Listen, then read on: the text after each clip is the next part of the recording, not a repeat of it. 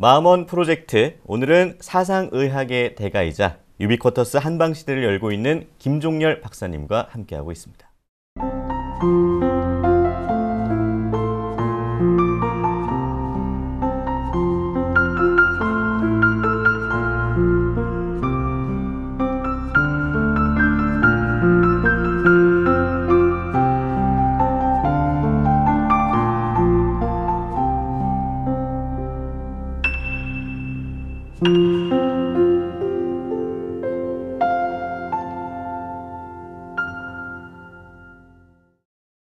저 처음에 제가 이제 소개를 해드렸을 때 제9대 한국 한의학 연구원장을 지내셨던 이력이 있으셔서 제가 정확한 단어가 맞는지 지금 찾아봤는데 못 찾았는데 맞죠? 아까 제가 잠깐 말씀드렸지만은 제가 경희대 한의대 입학할 당시에 우리나라에 한의과 대학이 11개가 있었는데 다 사립이었어요. 그리고 제가 본과 2학년 때 한약 분쟁이라는 사건이 벌어집니다. 한약 분쟁이요? 예, 그래서 이제 한약장을 약국에도 놓을 수 있게. 저는 처음에 그 싸움에 관심이 없었는데 중간에 보다 보니까 이게 정부가 한약에 대해서 전혀 무관심한 데서 일어나는 일이구나. 그래서 그 싸움에 적극적으로 뛰어들면서 제가 싱크탱크 리더를 했습니다. 그러면서 한의학이 얻어낼 것은 한약장 약국 한약장 문제가 아니고 정부 투자다. 그래서 이제 복부지분의 한방이 과도 하나 없었거든요. 그래서 국 정도로 만들어 달라는 요구, 그 다음에 한약법도 없어서 만들어 달라, 한약연구원 만들어 달라는 요구를 그때 했어요. 그리고 국립한의과대학도 그때 요구했고. 그게 이제 제가 학생 때 했던 일인데 나중에 졸업하고 제가 익산원광한의원 원장으로 한 8년 일하고 나니까 그 한약연구원이 대전으로 연구단지로 이사를 온 거예요. 그래서 제가 입사를 해가지고 이제 연구원 생활을 시작을 했고, 제 앞서 이제 8대 원장님까지는 다 외부에서 교수님들이 오셨었어요. 이제 제가 이제 내부에서 연구 실적 이런 성과를 바탕으로 해가지고 처음으로 내부 출신 원장이 됐죠. 2018년 1월부터 올해 1월까지 딱 3년 원장 임기를 마치고 지금은 퇴직했습니다. 사실 저희가 탈북하신 분들도 그렇지만은 여기서 이렇게 기차를 갈아타기도 사실은 북한에서는 어렵다고 하거든요. 근데 인생 행로를 이렇게 저렇게 바꾸는 거는 정말 탈북하는 거 못지않게 사실은 힘든 거잖아요. 전공도 사실 뭐 2개, 3개가 되는 거고. 아직도 갈아탈 기차가 여러 대 있습니다. 그러세요? 야, 와, 진짜 존경스럽습니다. 저는 정말 오늘 많이 배우고 가려고요. 파이팅 해야겠네요. 지금부터는 저희가 이제 사전에 만나본 상담자들 사연을 통해서 몸과 마음의 건강 찾아가는 시간 만들어 보겠습니다. 정지연님의 사연이고요. 45세 주부십니다. 어릴 땐 나름 건강 체질로 자란 것 같은데 결혼 후 첫 아이를 낳고 그때부터 흔한 말로 늘 비실비실한 상태로 지내고 있습니다. 특별히 어디 한 곳이 아프다 이런 건 아닌데 그냥 늘상 어딘가 모르게 아픈 느낌이랄까요? 갑자기 팔이 저렸다가 그게 좀 나아지면 두통이 생겼다가 어느 날은 또 자다 갑자기 배가 꼬이고요. 그럴 때마다 병원에 가보긴 했는데 특별한 이상은 없대요. 그러면서 공통으로 하는 얘기가 스트레스 때문인 것 같다고만 하는데 사실 제가 좀 예민한 성격이긴 해도 그게 이 모든 아픔의 원인이라는 게 맞는 걸까요? 늘 스트레스 때문이라고만 하니까 사실 좀 답답하기도 하고 뭔가 확실한 병명이 없는 게 더 불안하기도 합니다. 그러다 우연히 자신의 체질에 맞게 생활해야 건강할 수 있다는 얘기를 들었는데 평소 잦은 병치레로 고생하는 것도 체질이랑 연관이 있는 걸까요? 그러니까 이럴 때 제일 좀 무서운 것 같아요. 그러니까 그러니까요. 어디가 아파요. 명확하게 어디가 아픈지 모르게 여기저기가 돌아가면서 아파. 근데 병원을 가서 병원 가기도 사실 쉽진 않잖아요. 저는 사실 병원을 아프다고 바로 가는 편은 아니거든요. 좀 이제 뭐 버티다가 네. 요렇게 하다가 병원을 간다는 건 어떻게 보면 나름 이제 큰 용기를 가지고 그렇죠. 가는 거였는데 가도 병원에서 이제 뭐 아무 일 특별한 없다. 이상 없어요. 이러니까. 이러면 진짜 무섭거든요, 사실. 그렇죠. 답답하죠. 답답하고 예. 뭐 어디가 뭐 잘못됐는 것 같은데 아니라고 하니까 예. 그럼 어떡하지? 자신의 체질을 확인하는 방법을 좀 알 수 있을까요? 체질 확인은 이제 체질 전문가가 있는 병원에 가서 진단을 받으시는 게 정확할 것 같고요. 네. 저는 이 사연만 가지고는 추정할 수밖에 없는데 네. 이제 먼저 이분에게 드리고 싶은 말씀은 네. 일단 그 정확하게 우리가 팩트로 인정할 수 있는 이분은 통증이 있잖아요. 예, 통증이죠. 그렇죠. 통증을 느끼시는 거잖아요. 네. 예. 그리고 이제 병원에서 진단은 스트레스성이라는 거죠. 예. 근데 스트레스성이라는 것은 사실은 정확하게 어떤 근거가 있는 건 아니에요. 그렇죠. 무슨 네. 검사를 해서 당신은 스트레스성이다라고 나오는 거는 네. 아니잖아요. 네. 그렇죠. 네. 예. 세균성인 거는 우리가 검사할 수 있고 맞아요. 예. 혈액 성분의 이상도 할 수 있고 예. 네. 우리 몸의 구조 이상도 CT, MRI 찍어서 다 할 수 있는데 그런 건 근거가 있죠. 예. 네. 스트레스성은 그런 진단 근거가 없는 표현이에요. 그러니까 원인을 정확히 알 수 없다는 게 네. 맞는 거죠. 네. 그런 표현이 하나 또 있는데 알러지성이라는 게 있어요. 네. 아, 예. 알러지성도 명확하게 원인을 알 수 있는 알러지성이 있어요. 네. 그러니까 무슨 알러지성 성분을 가지고 검사를 해보면 나오는 건 알 수 있지만은 많은 경우는 알러지성도 정확하게 원인을 모를 적에 알러지성이라고 많이 합니다. 그렇구나. 네. 그래서 이제 이런 경우는 예. 현재 앞으로 의학이 발전하면 이런 것도 해결할 수 있을지 몰라요. 그러나 예. 현재 의학으로는 정확하게 과학적으로 찾아낼 수 없는 그런 것이고 네. 그런데 한의학에서는 과학적 근거가 있어서 치료하는 게 아니고 네. 오랫동안 해왔던 전통적인 방식으로 이런 것들을 대응하는 컨셉이 있죠.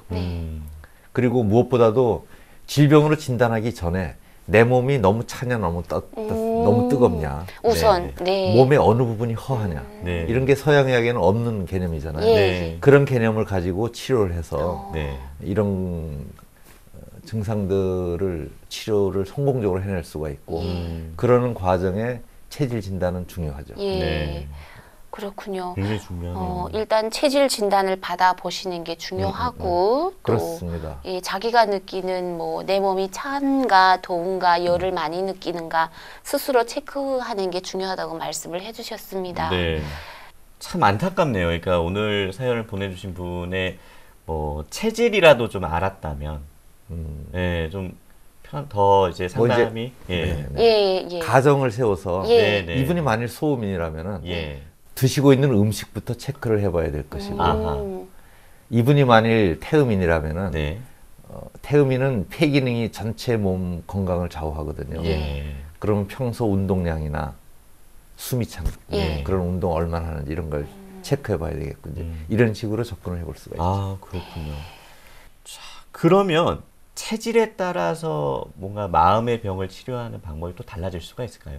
물론입니다. 예. 네. 이제 이분이 그런 음식이나 운동이나 이런 데서 원인을 찾지 못했을 적에 네. 사상의학에서는 역시 마음의 문제도 살펴볼 텐데요. 아, 그것도 체질에 따라 다릅니다. 네. 예를 들어서 이분이 소음인이라면은 예. 소음인은 너무 소심한 것이 병의 원인이 되거든요. 예. 소심해서 불안불안해요. 예. 그래서 이제 그런 부분을 체크해서 마음을 더 넓힐 수 있는 방향으로 조언을 드릴 것 같고, 만일에 이제 태음인이라면은 네. 태음인은 굉장히 어떤 할 일에 대해서 책임감이 강하고 추진력이 꾸준하고 책임감 이렇게 하는데 그러다 보니까는 집착도 강해요. 아, 약간 계획에 대한 집착도 있는 사람. 그렇죠. 예. 그 집착이 너무 강한 것을 네, 네, 네. 좀 이렇게 유연하게 풀어줘야 되는 유연하게. 것이고, 예. 이제 소양인 같은 경우라면은 너무 급박하거든요, 마음이. 너무 급하기 때문에 그 불 같은 마음을 좀 서늘하게 네. 시키는 방법을 써야 될 것이고, 이제 네. 이것이 다 체질별로 다르기 때문에 네. 역시 체질을 먼저 알아야 됩니다. 네. 마음 치료도 같이 해야 되는 거네요. 아니, 그러면. 정말 사상의학이랑 예. 원불교의 그 마음 공부랑 연결이 네. 굉장히 잘 되는 것 같아요. 네네. 연아 씨는 어떤 성격인 것 같아요? 자, 지금까지 들어봤어요. 네. 좀 전에 말씀하신 부분에 제가 피식하고 자꾸 웃는데 네. 그 태음인 있잖아요. 막 좀 네. 해야 될 일이 제대로 진척이 안 되면 강박증 같은 게 있거든요. 그래서 막 거의 불태운 정도예요. 그래서 조금 좀 그러고 나면은 또 아파요. 너무 그렇죠. 과유불급이 오다 보니까 그렇다고 또 한 이틀 정도 가만히 넋놓고 쉬면은 채찍질을 스스로한테 또 막 하는 거예요. 이러면 안 되는데 왜 이렇게 오래 쉬는 거지? 이렇게. 자, 연아 씨에게 그러면 좀 마음을 연다고 표현을 해야 되나요? 좀 여유를 가질 수 있는 방법을 굉장히 정확한 표현이에요. 예. 열어야 된다는 표현을 예. 이재마가 했어요. 아, 이재마 그래요? 선생이요. 제 마음은 늘 열려 있는데 어떻게 더 열죠? 어디가 닫혀 있는지를 모르시는 거죠. 네. 예. 태음이는 네. 문을 딱 닫고 지키는데 굉장히 능한 사람이에요. 그러니까 그 문을 열어라. 그래서 심지어 약재도 네. 10개자가 들어간 약재가 많아요. 여기 표면에. 우와. 굉장히 지금 전곡을 찌르셨어요. 오, 저 되게 소름 돋았어요. 그래요? 네, 의도한 바가 아니었는데 탁 들어맞아서 아, 그래요? 기분이 좋으네요. 그러니까, 내가 알고 있는 세상이 전부가 아니다. 예. 태음이는 네. 그게 필요해. 내가 지금 굉장히 집착하고 열심히 하는 그거는 좋은데 네. 내가 알고 있는 세상이 전부가 아니다. 굉장히 넓은 우주가 있다. 예. 그렇군요. 자, 연아 씨. 예. 우주가 있습니다. 엽시다. 마음을 여시고요. 예. 네. 계속해서 한 분 더 만나보겠습니다. 네. 이분은 진혁 씨가 소개를 해주시죠. 네네. 제가 예. 하겠습니다. 택시 운전을 하다 보니 평소 앉아있는 시간이 많고 손님이 없을 땐 종종 담배로 스트레스를 풀곤 합니다. 그런데 오래전에 저를 고생시켰던 과민성 대장 증후군이 요즘 들어 심해지면서 운전 일을 하는 게 더 힘들어졌습니다. 특히 장거리 손님을 태우게 되면 갑자기 급한 볼일이 생기면 어쩌나 하는 마음에 불안감이 커지고 그럴수록 증상은 더 심해집니다. 병원에 가서 진료도 받고 약도 처방받아 먹었는데 그때만 잠시 나아지는가 싶고 시간이 지나면 같은 증상이 다시 반복되다 보니 운전은 물론이고요. 일상생활을 하기도 여간 불편한 게 아니더라고요. 왜 이런 증상이 자꾸 일어나는지 원인도 궁금합니다. 또 약 먹었을 때만 일시적으로 호전되는 게 아니라 무엇이 문제고 어떻게 하면 근본적인 해결책을 찾을 수 있는지도 알고 싶습니다. 네, 이분은 제가 한의대를 가게 된 사건하고 굉장히 겹치는 경험을 하고 계시는데 불편하신 과민성 대장 증상이 제가 고생하던 병이었어요. 네네. 그때 제가 일하던 건설기술연구원으로 서울에서 그 회사는 인천에 있었고 네. 출퇴근을 하려면 1시간 버스를 타고 가야 되는데 네네. 이렇게 급한 볼일이 이게 설사입니다. 그렇죠. 네. 설사 때문에 안절부절을 못했던 경험이 제가 많은데 네네. 그때는 몰랐어요. 네. 지금 생각해보면 그게 맥주 마신 다음 날이에요. 제 체질이 소음인이었기 때문에 네. 맥주는 보리로 만들잖아요. 예, 예. 네. 그러니까 다른 술과 달리 굉장히 제 뱃속을 차갑게 만들어 설사를 유발하는 것을 모르고 26살 때까지 사는 거죠. 사상의학은 그런 인과관계를 알게 해줍니다. 네네네. 그래서 이분도 네. 제가 또 치료도 나중엔 많이 했는데 예. 과민성 대장 증후군의 제일 확률이 높은 체질은 소음인이고요. 예. 네. 소음인인지 먼저 확인을 해보셔야 되고 예. 네. 이제 소음인이 아니라면 또 다른 방향으로 원인을 추적해봐야 될 것 같아요. 만일 소음인이라면은 네네. 뱃속을 차갑게 만드는 음식들이 있어요. 예. 그게 소음인이 피하라고 하는 음식들인데 예를 들면은 보리로 만든 모든 것들, 네. 그 다음에 굴, 예. 굴같이 이렇게 성질이 느낌이 찬 음식들요. 그렇죠. 성질이 예. 차다고 우리가 알게 되죠. 예. 네. 그리고 이제 고기류 중에서는 이 기름기 많은 고기들, 네. 그러니까 돼지고기나 오리고기나 이런 것들이 네. 소음인에게 잘 안 맞는 것이고. 그런 것도 혹시 연관이 있나요? 그러니까 내가 여기서 뭐 예를 들어 차를 오래 타야 돼, 버스를 오래 타야 되는 상황이면 예. 이제 긴장을 하게 될 수도 있잖아요. 아, 내가 중간에 화장실을 가게 되면 어떡하지? 아무 생각 없이 커피를 마시고 탔다가 1시간 반 동안 죽는 줄 알았거든요. 그러니까 중간에 또 기사님한테 세워달라고 얘기하기도 되게 어려웠어서 이제는 버스를 잘 안 타는데 예. 어쩔 수 없이 버스를 타게 되면 그때는 화장실을요 제가 한 대여섯 번은 가요. 타기 전에. 그래서 거의 이제 소위 이런 표현해야 될지 모르겠지만 쥐어 짜놓고 탑니다 버스를. 예. 그런데도 예. 버스를 타면 이상하게 마려운 느낌이 나요. 그러면 이제 자야 돼요. 와. 자면 좀 잊어버리니까. 야, 그거 고생이네요. 그래서 버스 타는 게 되게 좀 지금 그렇거든요. 말씀하시는 것은 이제 과민성 방광증이라고 하는 것으로서 네네.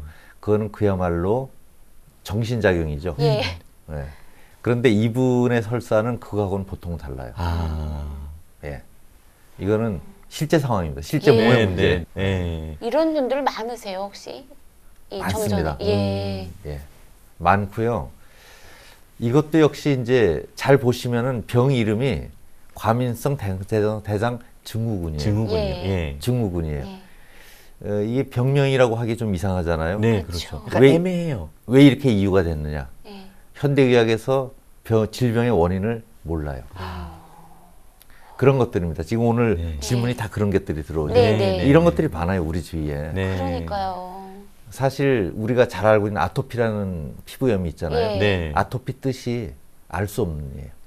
진짜요? 네. 오늘 정말 원인을 알 많이 수 없는. 배워간다. 예, 예. 원인을 알 수 없는. 그것도 역시 진단되지 않는 거예요. 예. 원인이 진단이 안 돼요. 상태는 진단돼. 네. 예. 뭐 여러 가지 면역세포 이런 걸 보면은 예. 상태는 진단돼 원인은 진단이 안 돼요. 이런 병들이 어떻게 보면 점점 늘어나고 있죠. 예. 그래서 이런 것들은 또 되게 요즘 이제 그래서 생활 습관형 질병이란 말도 생겨났어요. 그런 문제들은 네. 네. 평소 자기 생활 관리를 통해서 해결해야 되는 게 맞는데 네. 그걸 어떻게 할 거냐? 그렇죠. 내 문제, 내 몸의 상태를 정확히 알아야지 해결 방법이 나오잖아요. 네. 그러기 위해서 이제 체질도 알아야 되고 네. 크게는 체질을 알아야 되고 체질 안에서 같은 소음인이라도 특별히 나의 문제는 뭔지를 정확히 알아야 되는 거죠. 그러네요. 그러니까 과민성 대장 증후군도 그렇고 아토피도 그렇고 우리가 뭐 어떤 약을 먹어서 이렇게 완쾌가 된다기보다 음식을 조절을 하는 경우가 좀 많이 있잖아요. 네. 이 같은 증상을 가진 분 중에서 이제 제가 얼마 전에도 원불교 신문에 글을 하나 썼는데 네. 그 소음인이었던 교수님 한 분은 꿀을 먹는 것만으로 해결이 됐어요. 꿀은 성질이 뜨거우니까. 예. 네. 그러니까 그렇게 원인을 정확히 알면은 치료할 수 있습니다. 음식도 이제 말씀을 해주셨는데 갑자기 이제 생각이 나는 게 건강 보조제가 좀 생각이 나거든요. 이게 건강 보조제가 유행 따라서 갑자기 막 붐이 일었다가 또 다른 게 붐이 일어나면 또 사라져 이제 기억 속에 잊혀지고. 그러니까 저도 사실 엄청 건강 보조제를 챙겨 먹는 건 아닌데 네. 어느 날 이제 보면 쌓여 있어요. 들어오죠. 뭐 밀크시슬도 네. 있고 뭐도 있고 뭐 루테인도 있고 오메가 3도 있고 근데 이게 뭐 몸에서 이제 쿡쿡 좀 원하지 않으니까 안 먹는 것 같기도 한데 사실 이렇게 뭐 건강 보조제다 뭐다 하는 것들이 몸에 좋다라고 광고를 많이 하잖아요. 네. 그렇다면 이마저도 모두에게 다 좋은 거는 아니다라고 얘기할 수가 있을까요? 당연히 그렇습니다. 아, 음식이 그러하듯 네네. 그런 건강 보조제도 나한테 정말 꼭 좋은, 네. 꼭 먹어야 될 것도 있고 아무 소용없는 것도 있고. 예. 그래서 크게는 그 건강보조식품들의 재료가 있잖아요. 네. 그 재료를 보면은 체질별로 좋은지 안 좋은지를 알 수 있고 네네. 또 더 나아가 같은 이제 체질이라도 예. 특히 그 어떤 음식에 더 민감한 사람이 있어요. 그렇죠. 그렇죠. 예. 네. 그래서 그거를 자기 카테고리 안에서 먹어보고 예. 실제로 자기가 가장 효과를 느끼는 것만 선택적으로 드실 필요가 있습니다. 그냥 효과 있다라고 선전하는 예. 것을 믿으실 필요는 없습니다. 약간 주변에서 누가 사면요. 저도 사야 될 것 같고. 네. 남들이 챙겨 먹으니까 나도 챙겨 먹어야 될 것 같고. 자기 맞춤으로 해야죠. 예. 예. 그러니까 몸에 좋다고 우리가 흔히 먹는 홍삼 진액 같은 것도 어. 홍삼의 비율이 더 많은가, 녹용의 뭐 비율이 더 많은가 이런 거랑 좀 같은 보약이라도 따져보고 먹는 게 좋겠어요. 그 만일 소양인이라면은 예. 홍삼은 좀 조심하는 게 예. 그렇죠. 예, 저도 밥을 맛있게 잘 먹으면 그걸로 보약이라고 굳이 보약을 먹지 않아도 된다고. 예. 그래서 못 얻어 먹고. 해로운 것만 안 드세요. 술만 안 드시면 돼요. 아예 어릴 때 얘기. 예. 박사님 그럼 아까 저 그 과민성 방광 그 증후군이라고 말씀하셨나요? 네. 그거는 그냥 마음을 그냥 편하게 먹는 수밖에 없을까요?